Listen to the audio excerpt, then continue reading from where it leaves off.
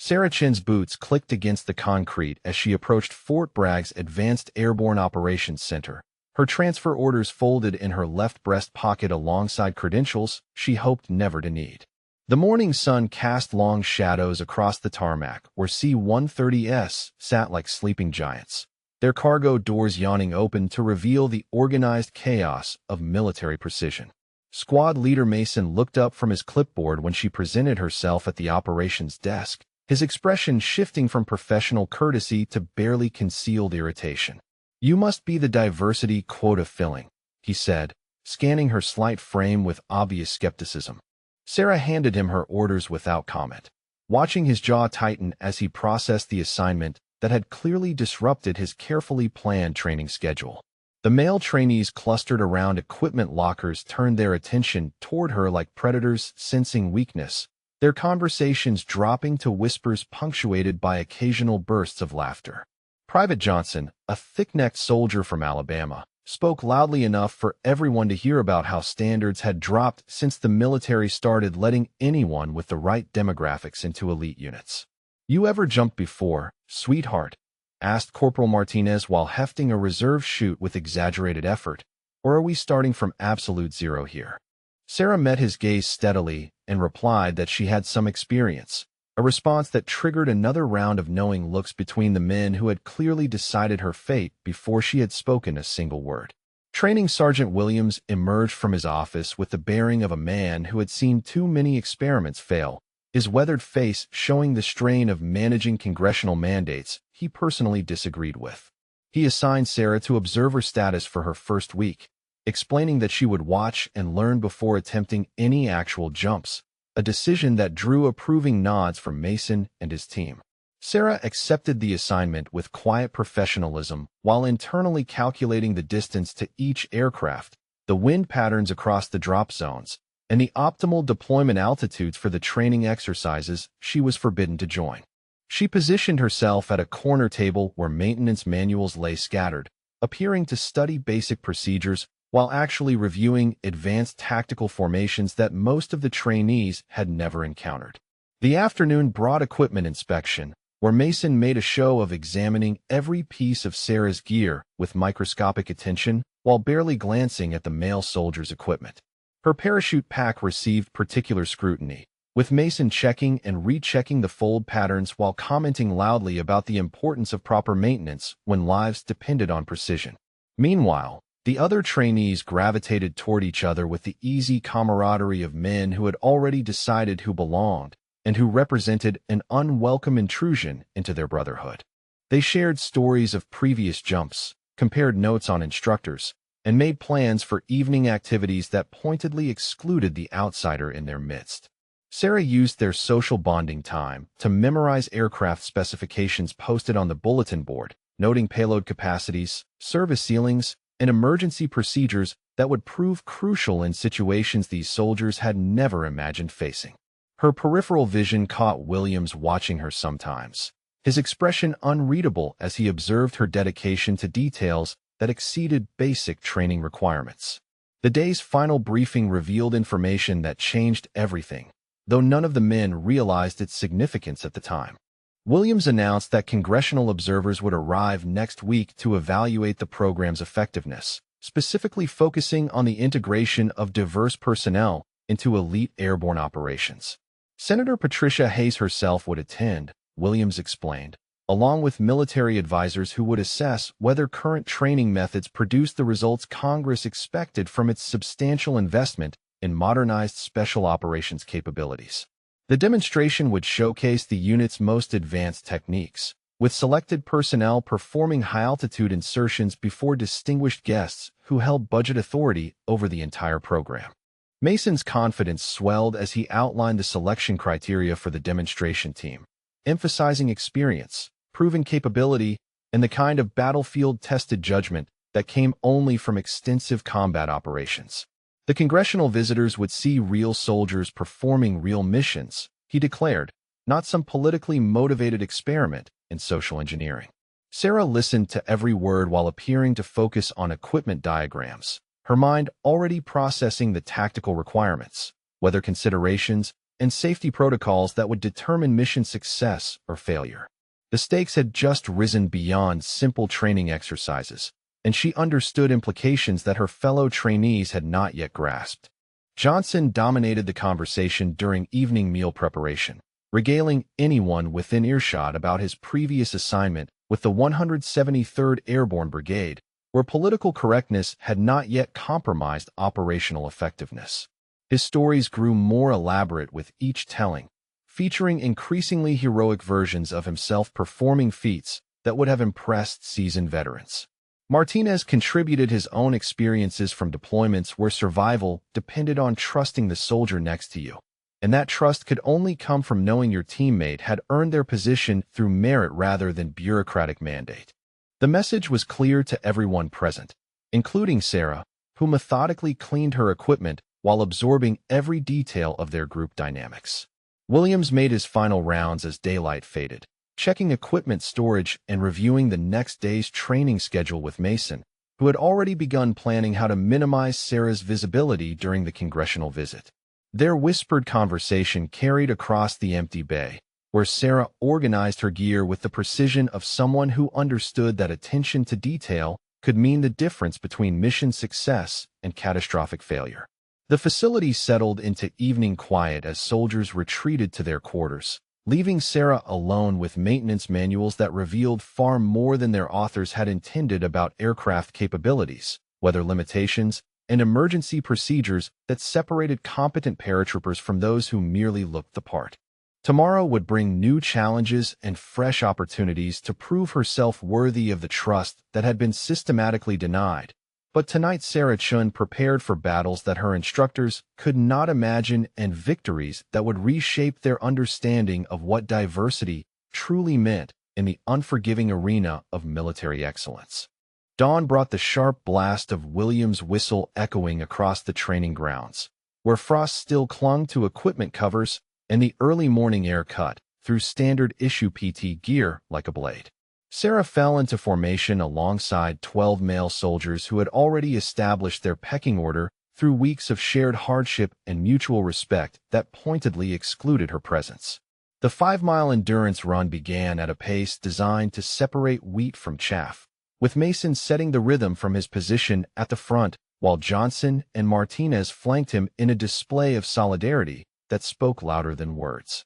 Sarah positioned herself near the rear, matching the established cadence while calculating optimal breathing patterns and stride efficiency that would conserve energy for the distance ahead. By mile 2, the formation had stretched into a ragged line as individual fitness levels became apparent, with several soldiers falling behind the pace that Mason maintained with increasing determination. Sarah moved past the struggling trainees without fanfare, her breathing controlled and her form economical in ways that suggested training far beyond what Fort Bragg typically provided. Johnson's confident stride faltered at mile 3, his earlier boasts about Alabama football conditioning proving inadequate against military-grade endurance requirements. Martinez began showing similar signs of fatigue, his conversation shifting from easy banter to labored gasps as the pace took its inevitable toll on soldiers who had grown comfortable with their established positions in the unit hierarchy. Sarah reached the front of the formation as Mason began to show strain, his jaw set with the determination of someone who refused to be outperformed by what he considered a political statement rather than a legitimate soldier. She matched his pace effortlessly while maintaining the peripheral awareness that marked experienced personnel, noting wind direction, terrain features, and potential hazard zones that others ignored in their focus on simple completion. The finish line revealed a truth that nobody wanted to acknowledge, with Sarah completing the run 30 seconds ahead of Mason and showing no signs of the exhaustion that left other soldiers bent over and gasping. Williams noted the time on his clipboard without comment, but his expression shifted in ways that suggested recalculation of previous assumptions about capabilities and preparation. Equipment inspection followed immediately after PT, with no recovery time allowed for soldiers who still struggled to regulate their breathing from the unexpected challenge to established order. Mason approached Sarah's gear with the focused intensity of someone determined to find fault that would justify his preconceived notions about diversity initiatives and lowered standards. Her parachute pack received microscopic examination as Mason checked every fold, inspected each buckle, and tested the tension on lines that had been packed with precision that exceeded regulatory requirements. The main chute deployment mechanism underwent multiple tests while other soldiers waited in formation, watching their squad leader search desperately for evidence that would support his narrative about unqualified personnel. The reserve chute inspection continued this pattern, with Mason examining stitching, checking serial numbers, and verifying measurements with tools that revealed only perfect compliance with specifications that most soldiers barely understood. His frustration grew visible as each component proved flawless, leaving him without ammunition for the public humiliation he had planned. Sarah stood at attention throughout the extended inspection, her expression neutral, while Mason's credibility eroded with each failed attempt to find deficiency in equipment that demonstrated preparation beyond anything the training facility typically encountered. Williams watched from a distance, his seasoned eye recognizing the difference between adequate compliance and the kind of obsessive attention to detail that marked combat veterans. Rodriguez witnessed the entire spectacle from his position in formation, his discomfort growing as Mason's behavior crossed lines that violated basic military courtesy and professional conduct. The inspection stretched beyond reasonable duration, becoming a personal vendetta rather than legitimate evaluation of readiness and competency. When Mason finally declared the inspection complete, without finding a single fault, Rodriguez caught Sarah's eye with an expression that conveyed sympathy he lacked the courage to voice publicly. His position in the unit hierarchy depended on maintaining solidarity with established leadership, even when that leadership demonstrated behavior that conflicted with basic fairness and military professionalism. The afternoon brought technical training on parachute packing procedures, where Johnson's earlier confidence proved as hollow as his endurance claims had been during the morning run. His fumbling attempts to master complex folding techniques revealed gaps in knowledge that threatened safety margins during actual operations, mistakes that could prove fatal when lives depended on equipment reliability. Sarah observed his struggles from her assigned position in the rear, noting specific errors in line management and canopy organization that Johnson repeated despite Williams' patient corrections. When the instructor moved to assist another soldier, she quietly approached Johnson's workstation with suggestions that demonstrated understanding of advanced packing techniques. Her guidance proved invaluable as Johnson mastered procedures that had frustrated him for weeks, his success coming through methods that revealed Sarah's familiarity with equipment specifications and safety protocols. The interaction created a moment of genuine gratitude that transcended the artificial barriers Mason had established, showing Johnson a different perspective on the soldier he had been trained to dismiss. Williams announced team selections for the congressional demonstration during the day's final briefing, his voice carrying the weight of decisions that would determine career trajectories and future opportunities. The elite demonstration team would consist of Mason, Martinez, Johnson, and Rodriguez, soldiers whose experience and proven capabilities made them ideal representatives of the program's success. Sarah's exclusion from consideration was presented as automatic rather than deliberate, with Williams explaining that observers would focus on established team dynamics rather than individual performances. The demonstration required seamless coordination between personnel who had trained together extensively, making integration of new members both impractical and potentially dangerous. The selected team members accepted their assignments with pride that masked underlying concerns about performing under congressional scrutiny, where failure would reflect on the entire program rather than individual soldiers.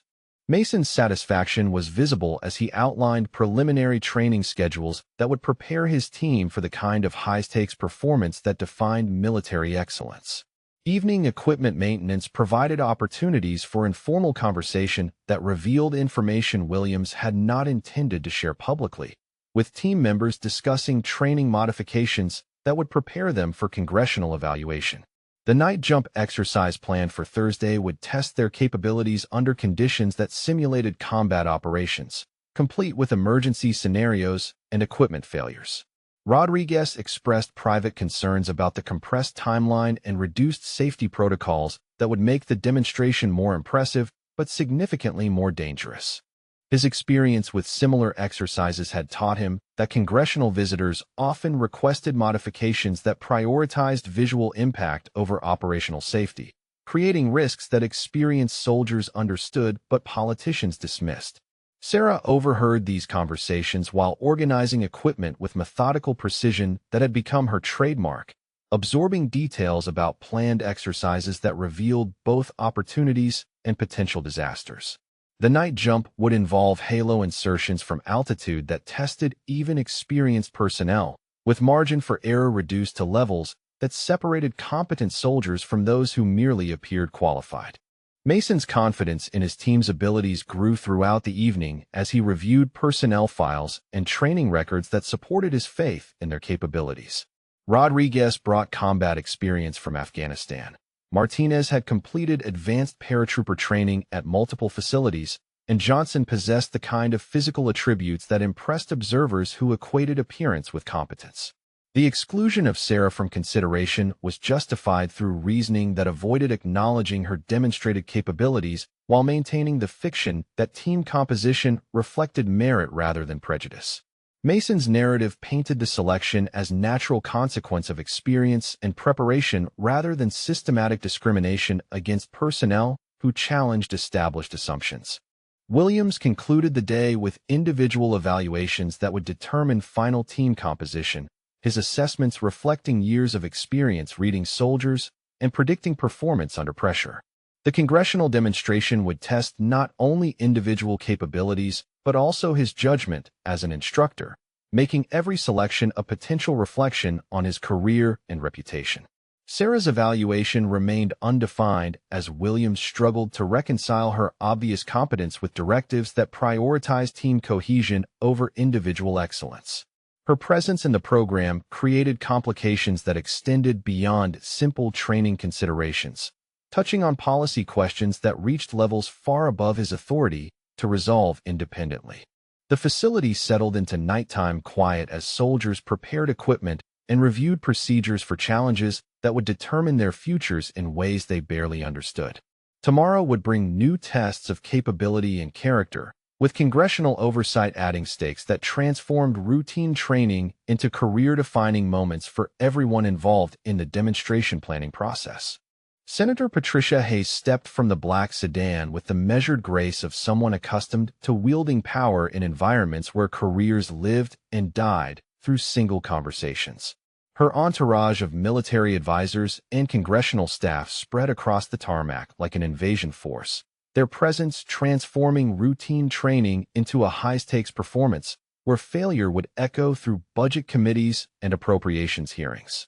Williams greeted the delegation with crisp military bearing that barely concealed the tension of someone whose program faced evaluation by people who understood politics better than parachutes. The senator's handshake carried the firmness of someone who had survived decades in Washington by reading situations quickly and accurately, her eyes already scanning the facility for details that would inform decisions affecting millions in funding. Mason approached the group with confidence that masked his underlying nervousness about performing under congressional scrutiny, his prepared briefing materials organized with the precision of someone who understood that careers could pivot on single impressions. The demonstration would showcase capabilities that justified congressional investment while proving that traditional military excellence remained uncompromised by recent policy changes. The senator's first question cut directly to the heart of program effectiveness, asking about integration success rates and operational readiness among diverse personnel who had completed training requirements. Williams deferred to Mason for specifics about team composition and individual performance metrics, a delegation of authority that placed responsibility squarely on the squad leader's shoulders. Mason's response emphasized the elite status of his selected team members, highlighting their combat experience, advanced certifications, and proven track records in high-stress environments where lives depended on perfect execution. Rodriguez brought Afghanistan deployment experience. Martinez possessed instructor-level qualifications, and Johnson demonstrated the kind of physical capabilities that impressed observers who equated strength with competence. The briefing included detailed explanations of training methodology, equipment specifications, and safety protocols that would govern the demonstration jump scheduled for later that afternoon. Mason's presentation revealed both comprehensive knowledge and subtle messaging about the kind of personnel who succeeded in demanding environments where political considerations yielded to operational requirements. Senator Hayes listened with the focused attention of someone who had learned to identify substance beneath political rhetoric, her questions probing areas where theory met reality in military training programs.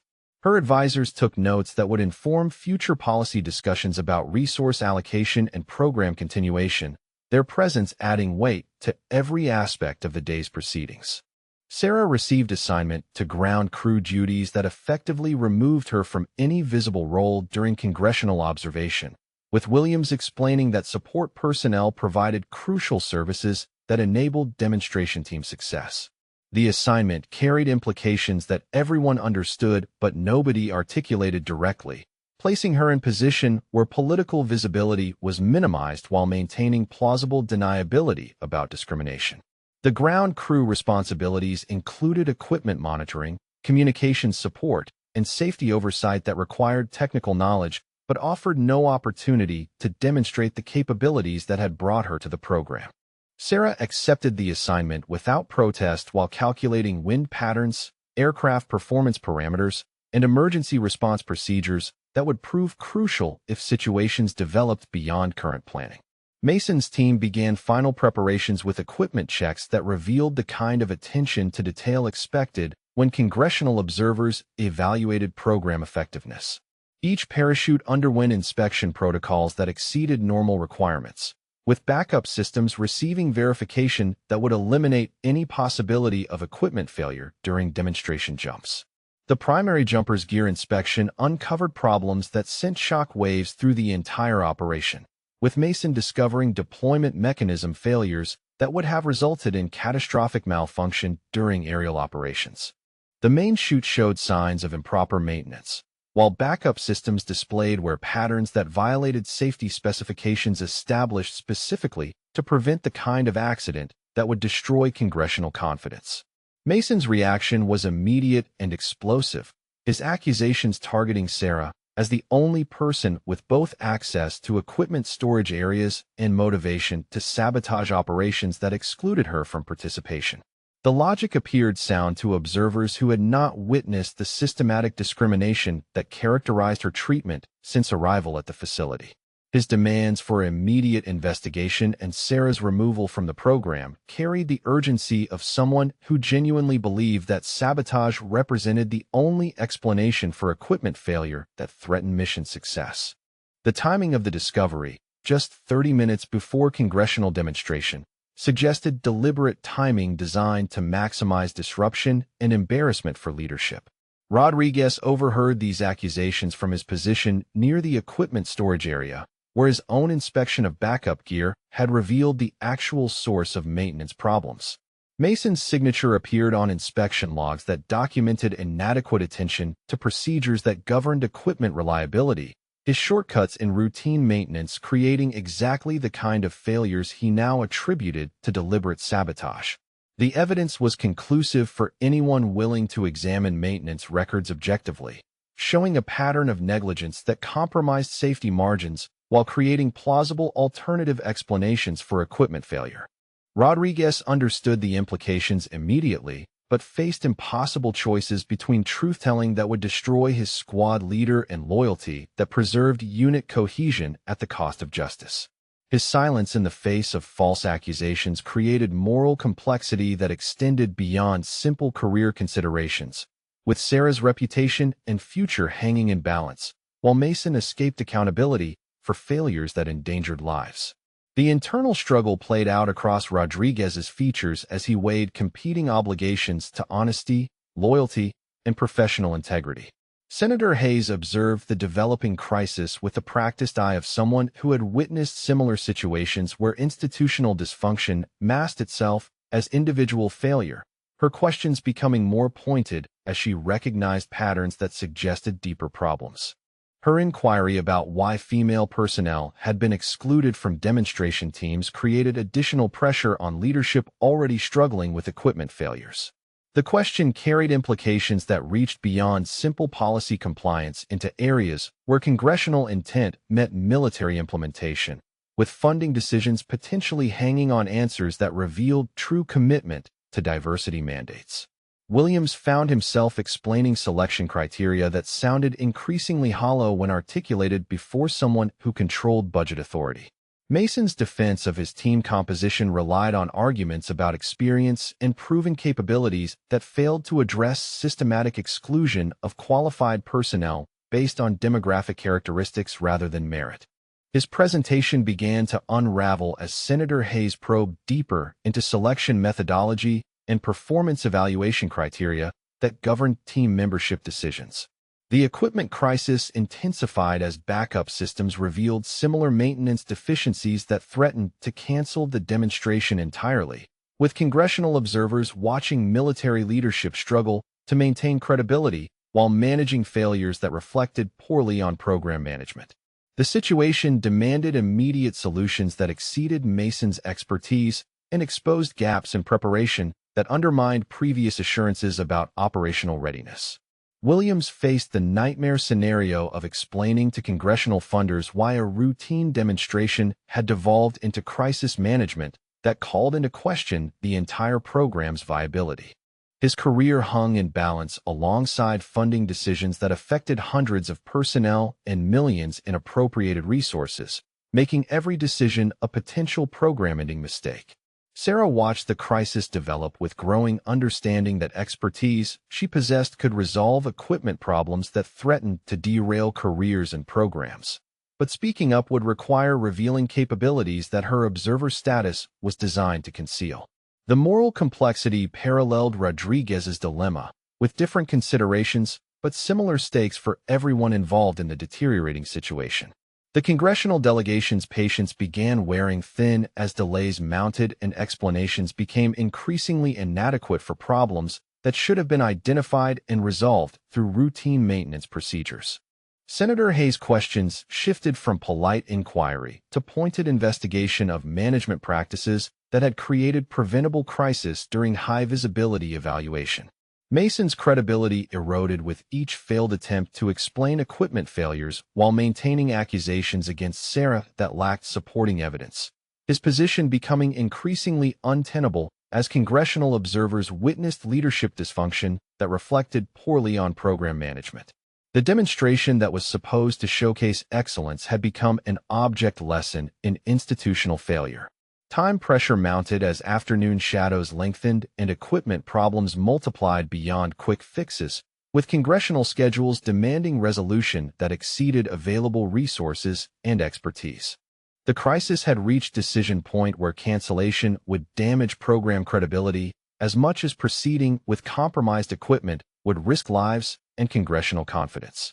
Senator Hayes' final question cut through the mounting chaos with laser precision, asking Williams directly whether current personnel assignments reflected optimal utilization of available talent and capabilities. The inquiry carried unmistakable implications about systemic problems that extended beyond equipment maintenance into fundamental questions about leadership judgment and institutional integrity.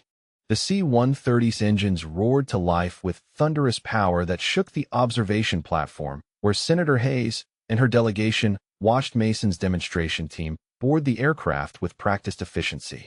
Williams spoke into his headset microphone, coordinating final checks, while the congressional observers settled into positions that provided optimal viewing angles for the aerial display designed to showcase program capabilities. Mason led his three-man team through pre-flight procedures that had been rehearsed extensively over the past week, their movements displaying the kind of synchronized precision that impressed political observers unfamiliar with military operations. Rodriguez checked equipment connections one final time, while Martinez verified altimeter settings and Johnson tested communication systems that would maintain contact throughout the 15,000-foot demonstration jump. The aircraft taxied toward takeoff position as Sarah monitored ground control communications from her assigned station, her headset crackling with routine traffic between tower operators and flight crew members who treated this as another training exercise rather than career-defining performance. Her position provided access to emergency frequencies and backup communication channels that would prove crucial if situations developed beyond standard parameters. Senator Hayes asked Williams about safety protocols governing high-altitude operations, her questions revealing genuine concern for personnel welfare alongside political interest in program effectiveness. The senator's military advisors took notes about risk management procedures while observing pre-flight activities that demonstrated institutional commitment to both mission success and personnel protection under congressional scrutiny. Takeoff proceeded smoothly as the heavily loaded transport climbed toward demonstration altitude, its cargo bay housing 3 soldiers whose performance would influence funding decisions affecting hundreds of careers and millions in congressional appropriations. Radio chatter between aircraft and ground control maintained steady rhythm that reassured observers about communication reliability and operational professionalism. The climb to 15,000 feet required 22 minutes of flight time that allowed congressional observers to appreciate the complexity of high-altitude airborne operations, with Williams providing technical commentary about equipment requirements and training standards that produce soldiers capable of performing under extreme conditions. His briefing emphasized safety margins built into every aspect of demonstration planning. Mason's voice crackled through speakers as he reported reaching target altitude. His team prepared for deployment sequences that would showcase precision insertion capabilities before distinguished guests who controlled program funding. The jump door opened to reveal clear skies and optimal wind conditions that promised textbook demonstration of advanced paratrooper techniques. Rodriguez made first exit with form that demonstrated years of training and combat experience, his deployment clean and controlled as he fell toward designated landing zone, with congressional observers tracking his descent through binoculars. Martinez followed 30 seconds later, his chute opening smoothly while maintaining proper interval spacing that prevented dangerous entanglements during group operations. Johnson's exit appeared normal until his primary chute deployed with violent asymmetry that sent him spiraling toward populated areas beyond the designated drop zone, his backup systems failing to compensate for malfunction that transformed routine demonstration into life-threatening emergency. The rotation increased as altitude decreased, creating forces that would render him unconscious within minutes if corrective action failed to arrest the deadly spiral. Ground control immediately attempted radio contact with Johnson's emergency beacon, while Williams coordinated rescue protocols that had been established for exactly this type of equipment failure. But communication systems remained silent despite repeated attempts to establish contact. The malfunction had apparently damaged Johnson's radio equipment along with his primary parachute deployment mechanism, leaving him isolated and helpless as he fell towards civilian structures.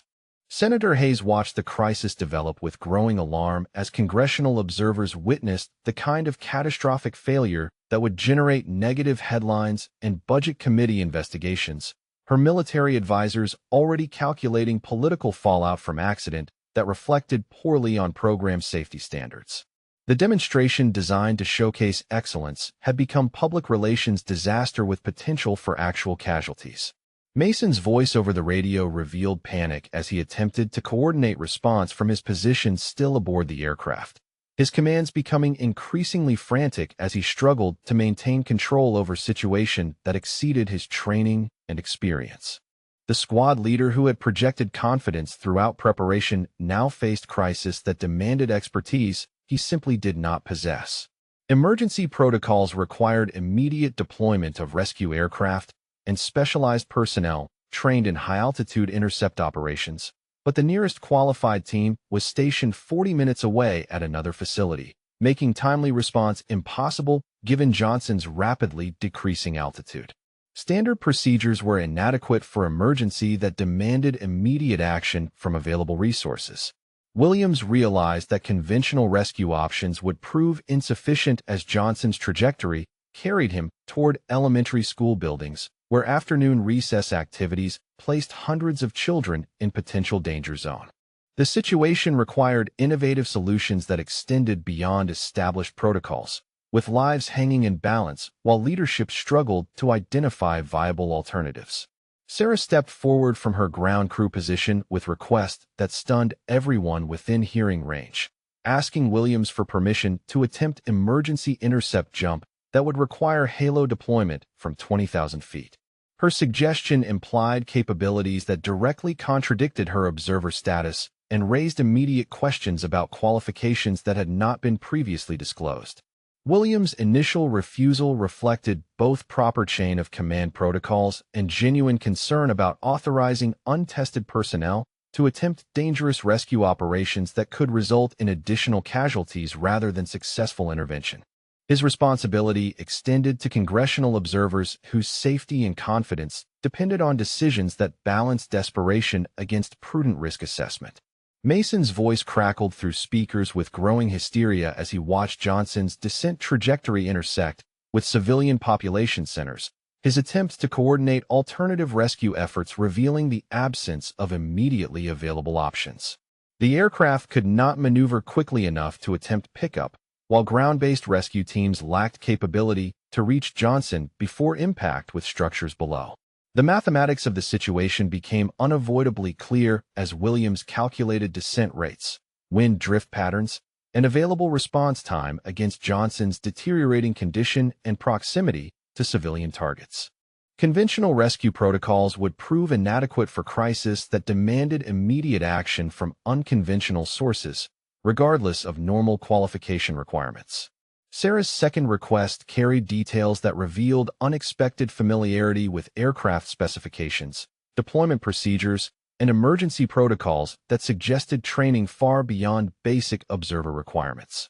Her knowledge of halo intercept techniques and equipment requirements implied background that had not been reflected in personnel assignments or training schedules. Williams found himself facing impossible choice between authorizing unqualified personnel to attempt dangerous rescue operations and accepting responsibility for preventable casualties that would destroy careers and congressional confidence in program management. The decision carried implications that extended beyond immediate crisis into fundamental questions about leadership judgment under extreme pressure.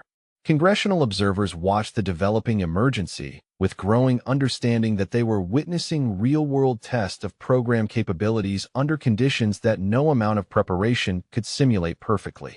Senator Hayes' questions became more urgent as she recognized that political considerations had become secondary to immediate humanitarian concerns affecting civilian populations.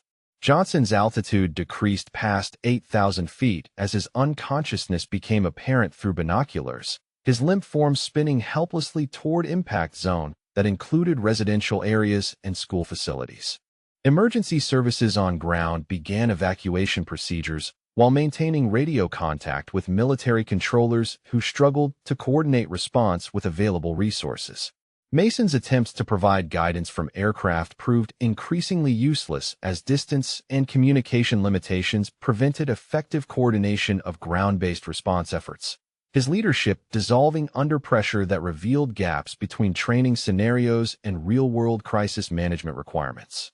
The demonstration of excellence had become object lesson in leadership failure. Sarah's third request included specific technical details about intercept procedures that demonstrated knowledge no observer should possess. Her familiarity with emergency protocols suggesting background that exceeded anything reflected in official personnel records. Her confidence in proposing solutions contrasted sharply with the growing panic visible among established leadership personnel. Williams realized that normal qualification requirements had become irrelevant as situation deteriorated beyond conventional response capabilities, with civilian lives hanging in balance while established procedures proved inadequate for crisis that demanded immediate expertise from any available source. The choice between following protocol and preventing catastrophe required decision that would define his career and conscience. The congressional delegation observed this leadership crisis with growing appreciation for complexity of real-world military operations where political considerations yielded to immediate tactical requirements, their evaluation of program effectiveness shifting from abstract policy assessment to concrete life-and-death decision-making under extreme pressure. Senator Hayes recognized that funding decisions paled in comparison to human costs of institutional dysfunction. Radio traffic intensified as emergency services coordinated civilian evacuation, while military personnel struggled to develop viable rescue options for situations that exceeded normal training parameters. the crisis revealing both individual heroism and systemic limitations that would influence future program development. Time pressure mounted as altitude decreased and options disappeared with each passing second. Williams made his decision with the grim certainty of someone who understood that leadership sometimes required abandoning protocol in favor of human life, his authorization crackling through radio frequencies that carried Sarah's request to the aircraft crew, already coordinating emergency ascent to 20,000 feet. The congressional observers watched in stunned silence as ground crew personnel who had been invisible suddenly became central to rescue operations that would determine multiple fates. Sarah sprinted toward the backup aircraft with efficiency that revealed training far beyond basic observer requirements. Her equipment checks proceeding with systematic precision that impressed experienced personnel who recognized expertise when they witnessed it firsthand. The halo gear fit her frame perfectly, suggesting familiarity with high-altitude equipment that contradicted her assigned status within the training program. The ascent to deployment altitude required 8 minutes of flight time, during which Sarah reviewed intercept calculations that would determine mission success or failure. Her mental mathematics, encompassing wind drift patterns, descent velocities, and intercept geometries that separated theoretical knowledge from practical application.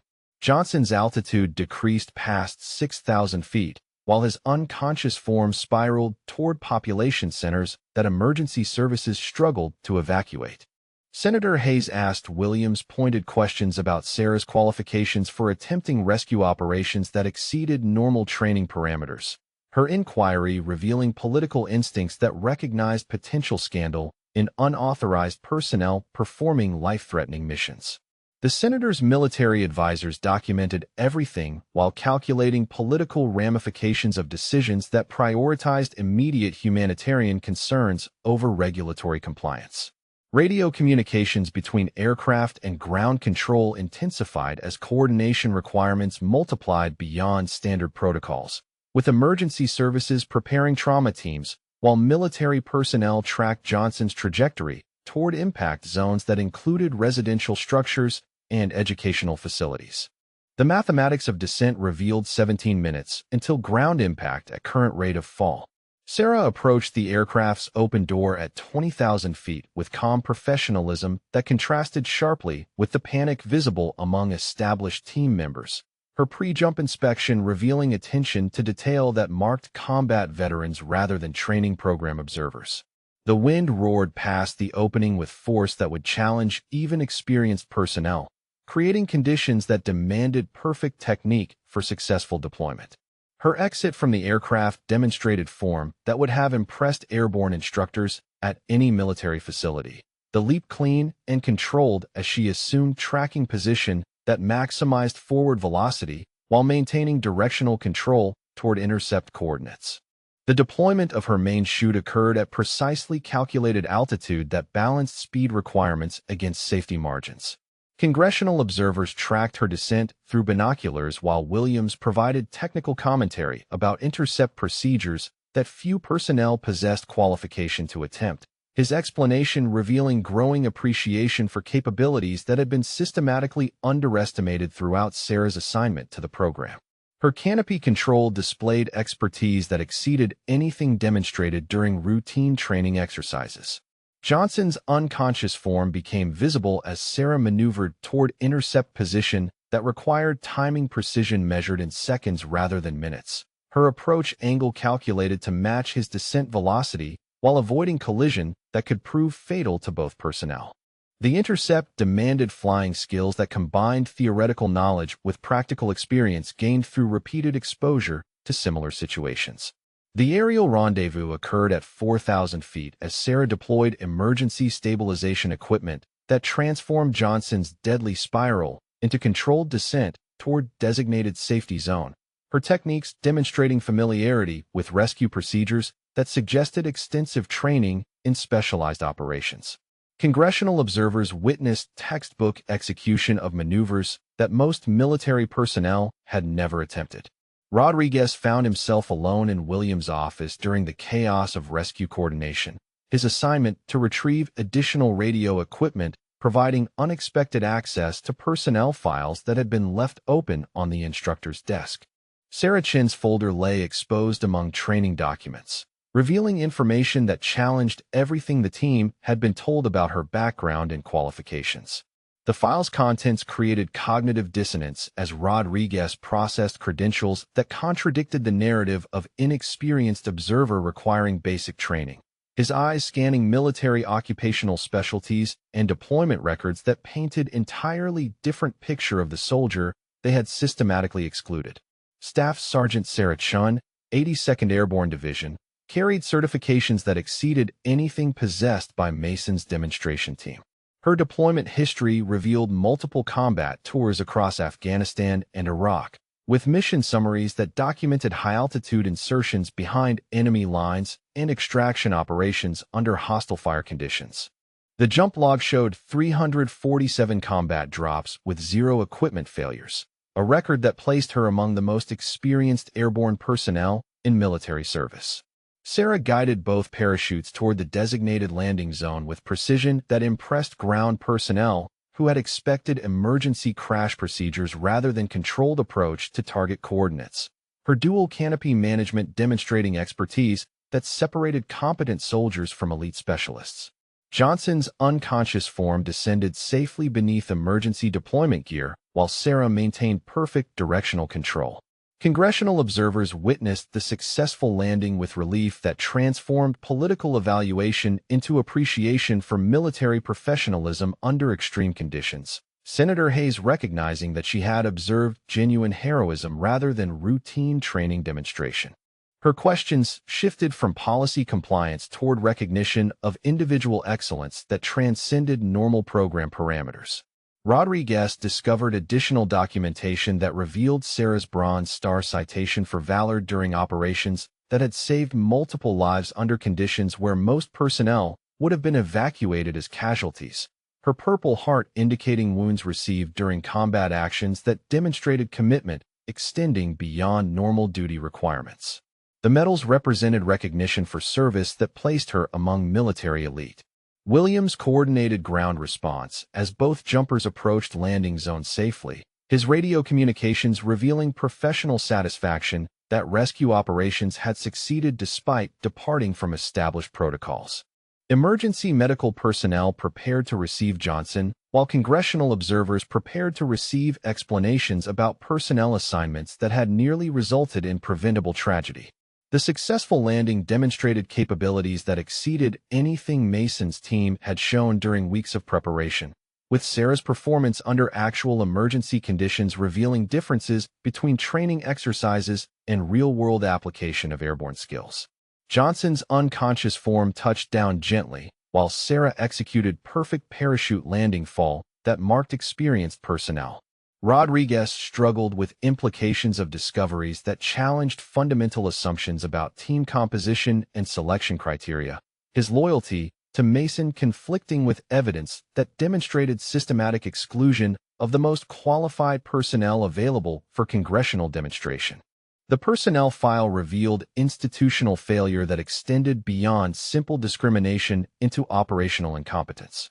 Medical personnel immediately began treatment of Johnson's injuries, while Sarah provided detailed briefing about his condition during descent, her observations demonstrating medical knowledge that complemented her airborne expertise in ways that suggested comprehensive training across multiple specialties. Her report included technical details that would guide subsequent treatment decisions. Senator Hayes approached the landing zone with growing understanding that she had witnessed performance that exceeded normal military standards, her evaluation of program effectiveness shifting toward appreciation for individual excellence that had been systematically underutilized by institutional leadership. The demonstration had succeeded despite rather than because of official planning. Williams faced inevitable questions about personnel assignments that had placed the most qualified soldier in observer status, while selecting less capable team members for high-profile demonstration, his explanations beginning to sound increasingly inadequate when contrasted with observable performance differences. Congressional evaluation would now focus on institutional decision-making rather than individual capabilities. Rodriguez emerged from Williams' office carrying radio equipment and knowledge that would force difficult choices between institutional loyalty and personal integrity. His discovery of Sarah's true credentials creating moral obligation to reveal truth that leadership had systematically concealed. The personnel file represented evidence of discrimination that transcended simple policy violations. Sarah's post-mission debriefing revealed tactical knowledge that impressed even Williams, whose experience with elite personnel provided baseline for recognizing genuine expertise when confronted with undeniable evidence. Her analysis of intercept procedures and emergency protocols demonstrated understanding that placed her among top-tier military specialists rather than training program observers. Congressional observers processed implications of successful rescue operation that had required authorizing unqualified personnel to attempt dangerous missions, except that personnel had proven more qualified than anyone assigned to official demonstration team. Senator Hayes recognized systemic problems that extended beyond equipment maintenance into fundamental questions about institutional competence. The crisis resolution exposed leadership failures that could no longer be concealed through bureaucratic explanations or political rhetoric, with observable performance differences demanding accountability for decisions that had prioritized prejudice over professional competence. Williams faced inevitable congressional inquiry about selection criteria that had nearly resulted in preventable casualties. Johnson regained consciousness as medical personnel completed initial trauma assessment, his first words expressing gratitude toward rescue personnel while requesting explanation about how ground crew observer had possessed capabilities exceeding those of demonstration team members. His questions reflected confusion that would soon extend to congressional investigators examining program management. Sarah's equipment inspection after landing revealed maintenance standards that exceeded regulatory requirements, her attention to detail contrasting sharply with problems that had created the emergency situation requiring her intervention. The comparison highlighted systematic differences between professional competence and institutional negligence that had characterized program management. Rodriguez approached Williams with personnel file evidence that could no longer be ignored, his decision to reveal truth reflecting moral courage that transcended career considerations and unit loyalty. The documentation of Sarah's actual qualifications would force institutional reckoning with discrimination that had compromised both mission effectiveness and congressional confidence. The disciplinary hearing convened at 0800 hours in the base conference room, where Mason sat across from a panel of senior officers whose expressions revealed predetermined conclusions about leadership failures that had endangered lives and embarrassed the military before congressional observers. Colonel Patterson presided over proceedings that would determine career consequences for decisions that had prioritized prejudice over operational competence. Mason's defense relied on arguments about team cohesion and established protocols that sounded increasingly hollow when contrasted with documented evidence of discrimination and the near-catastrophic results of his selection criteria. His explanations for excluding the most qualified personnel while choosing less capable team members revealed institutional biases that extended beyond individual prejudice into systematic dysfunction. The equipment maintenance logs presented during testimony showed clear evidence of negligent oversight that had created life-threatening malfunctions, with Mason's signature appearing on inspection documents that had certified gear later found to be dangerously defective. His attempts to blame sabotage by personnel he had systematically excluded demonstrated both professional incompetence and moral failure. Rodriguez testified about witnessing discriminatory treatment throughout Sarah's assignment to the program, his detailed account revealing systematic exclusion from training opportunities and deliberate attempts to undermine her credibility through false accusations. His testimony carried moral weight that transcended unit loyalty, placing truth above institutional convenience and personal career considerations. The congressional observers provided additional testimony about leadership dysfunction they had witnessed during the crisis. Senator Hayes describing institutional failures that had nearly resulted in preventable casualties while demonstrating systematic underutilization of available expertise. Her account emphasized political implications of discrimination that compromised both mission effectiveness and congressional confidence in military leadership.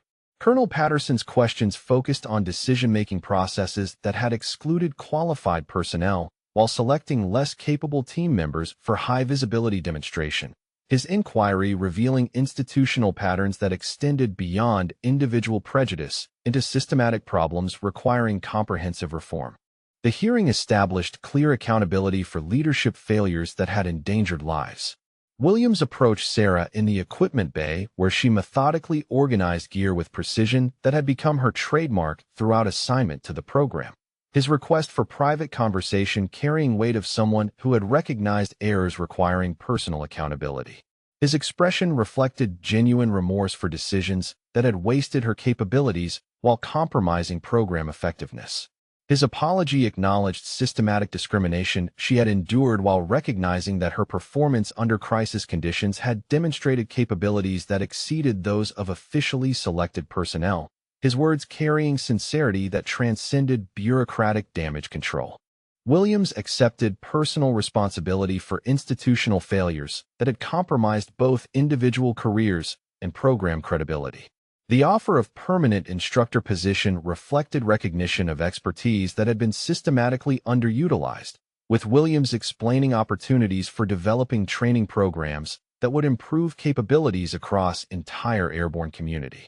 His proposal included advanced instructor certifications and curriculum development responsibilities that would utilize her combat experience and technical knowledge. Sarah's response surprised Williams as she politely declined the instructor assignment while expressing appreciation for recognition that had been systematically denied throughout her training program experience. Her decision reflected personal goals that extended beyond correcting institutional dysfunction toward pursuing opportunities that would maximize utilization of her specialized capabilities.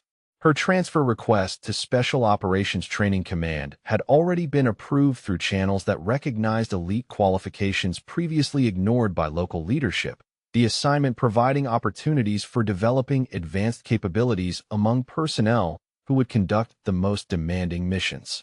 The position offered challenges that matched her demonstrated expertise and combat experience.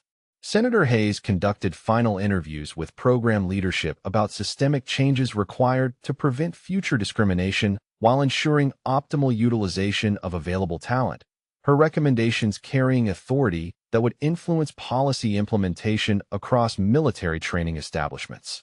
The congressional evaluation had evolved from routine oversight into comprehensive reform initiative. Her report would include specific recommendations about selection criteria, training methodologies, and leadership accountability that would govern future program operations while ensuring that political mandates translated into operational effectiveness rather than bureaucratic compliance. The documentation would influence budget decisions and policy implementation across multiple facilities. The facility implemented immediate protocol changes that required objective evaluation criteria for team selection, with performance standards that eliminated subjective assessments based on demographic characteristics rather than demonstrated capabilities. The new procedures included oversight mechanisms that would prevent systematic discrimination while ensuring accountability for leadership decisions. Rodriguez received commendation for moral courage in testifying about discriminatory practices, his willingness to challenge institutional dysfunction earning recognition that would enhance rather than damage his military career. The testimony had established him as someone who prioritized integrity over convenience, qualities that marked future leaders. Johnson's recovery proceeded smoothly as medical personnel completed treatment for injuries that would have proven fatal without expert rescue intervention, his gratitude towards Sarah expressed through formal recommendation that documented her heroism during crisis conditions. His account would become part of official record recognizing extraordinary performance under extreme circumstances. Mason's career effectively ended with findings that documented both discriminatory leadership and negligent maintenance practices that had endangered personnel while compromising mission effectiveness. His removal from leadership positions accompanied by transfer to administrative duties that reflected institutional consequences for professional failures. The disciplinary action sent clear messages about accountability expectations. Williams retained his position after implementing comprehensive reforms that addressed systemic problems identified during congressional evaluation, his survival contingent upon demonstrating measurable improvements in program effectiveness and personnel utilization. The second chance carried expectations that would define his remaining military service. Sarah's final week at the facility included individual meetings with personnel who had witnessed her performance during crisis conditions, their expressions of respect contrasting sharply with the systematic exclusion that had characterized her initial assignment. The transformation reflected broader institutional changes that extended beyond individual attitude adjustments. Her departure ceremony included recognition from congressional observers who had witnessed authentic military excellence under extreme conditions. Senator Hayes presenting informal commendation that acknowledged heroism while emphasizing lessons learned about institutional dysfunction and individual capability. The ceremony marked both personal achievement and systemic reform. The transfer to Special Operations Command provided opportunities for developing advanced training programs that would prepare elite personnel for missions requiring capabilities that Sarah possessed through combat experience, her assignment reflecting optimal utilization of specialized knowledge and proven performance under pressure. The position matched expertise with responsibility.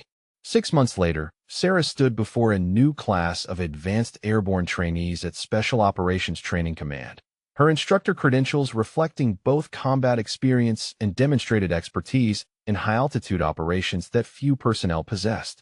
The students included experienced soldiers seeking additional qualifications and junior personnel selected for elite unit assignment.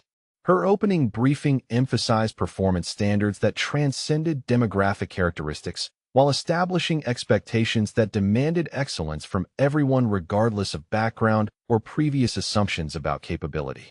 The training program would evaluate actual performance rather than superficial characteristics that had nothing to do with mission success.